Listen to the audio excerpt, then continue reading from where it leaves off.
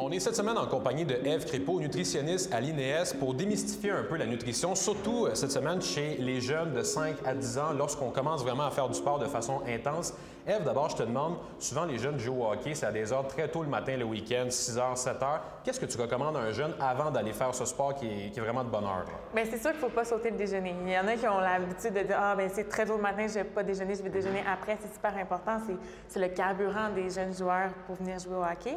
Donc, c'est sûr qu'il faut manger quelque chose. Idéalement, c'est des glucides. Les glucides, c'est le principal carburant. Donc, on parle d'un smoothie, par exemple. Ça peut être un gruau, des céréales, un fruit. Mais c'est sûr qu'il faut prendre un déjeuner pour avoir assez d'énergie pour s'entraîner. Quelqu'un qui commence sa journée vraiment de bonne heure en faisant du sport à cette heure-là, qu'est-ce que tu lui recommanderais pour qu'il puisse avoir une bonne journée ensuite, pouvoir bien fonctionner? Dans le fond, tu sais, les heures qui suivent après avoir fait ce sport-là, qu'est-ce qui est important de faire au niveau de la nutrition pour que notre samedi, on puisse se rendre jusqu'à la soirée quand même en ayant commencé notre journée très tôt? Exact. C'est sûr que, bon, on a déjeuné avant, mais il n'y a rien qui empêche de redéjeuner après. Donc, pour récupérer après mon entraînement, on peut prendre une bonne collation, quitte à prendre un deuxième déjeuner, encore là avec des glucides, avec des protéines pour bien récupérer. Puis ensuite, on continue à manger le dîner, les collations. L'idée, c'est de manger souvent pour maintenir son niveau d'énergie tout au long de la journée.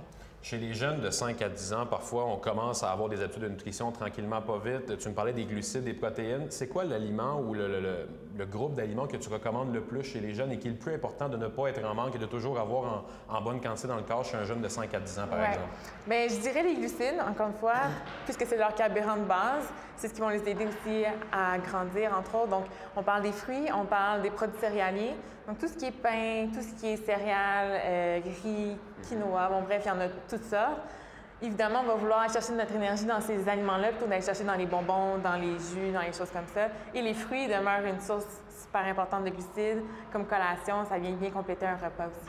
Les parents qui commencent parfois à initier leurs jeunes aux bonnes habitudes alimentaires, qu'est-ce que tu leur recommanderais pour montrer peut-être à leurs jeunes que c'est bon de bien manger, que ça peut être autre chose que parfois ce qu'ils aiment moins au goût? C'est quoi le truc que tu donnerais pour ces parents-là qui veulent initier leurs jeunes? Bien, c'est de les intégrer à cuisiner avec eux, à aller à l'épicerie, à les inclure, puis de dire, bon, bien, OK, quelle collation tu penses que tu devrais prendre avant le hockey, après ta pratique de hockey?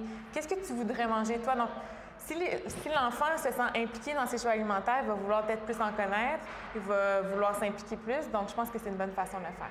Est-ce qu'il y a une erreur fréquente que tu vois régulièrement chez les parents que, bon, on la fait presque à chaque fois et que ça serait bon de l'éviter quand même pour les enfants? Bien, une lacune que je vois beaucoup chez les athlètes, et ça c'est de tout âge, c'est la récupération, qui est souvent un peu bâclée. Donc, souvent, on veut revenir à la maison, on a d'autres activités, on prend la douche, peu importe. Donc, cette collation-là, après l'entraînement, est souvent un peu mise de côté, puis elle est très, très importante. C'est super important, surtout quand je m'entraîne souvent, j'ai beaucoup d'activités dans une même fin de semaine, une même journée, peu importe. Donc, d'avoir une bonne collation riche en glucides, riche en protéines pour bien récupérer, ça, c'est la lacune que je vois le plus souvent et pourtant qui est le plus utile pour le joueur de hockey. Est-ce que tu as un âge en particulier où tu recommandes de commencer vraiment à surveiller nos habitudes alimentaires, c'est-à-dire un âge où bon, on abandonne le laisser-aller, on commence vraiment à se concentrer, à avoir une alimentation régulée, etc. Est-ce que 5 à 10 ans, c'est trop jeune? Ou... Bien, je pense pas que ce soit trop jeune. Moi, ça arrive de voir des parents qui viennent avec leur enfant parce qu'ils s'inquiètent, parce qu'ils mangent peut-être pas assez, parce qu'on veut optimiser sa croissance, mais en plus, ils jouent au hockey souvent. Donc, il n'y a pas d'âge, je vous dirais. C'est sûr que je vais pêcher pour ma paroisse, la nutrition, c'est super important. Donc, à tout âge, surtout pour un enfant, un adolescent qui grandit. Donc, il a besoin énormément d'énergie juste pour sa croissance. Et en plus, il y a le sport. Donc, je pense qu'à justement, à ces âges-là, c'est pertinent de venir voir un nutritionniste, de voir comment est-ce que la famille peut modifier l'alimentation entourant l'entraînement du jeune. Bien, les parents et les enfants sont prévenus. Merci beaucoup, Ève. Ça me fait plaisir.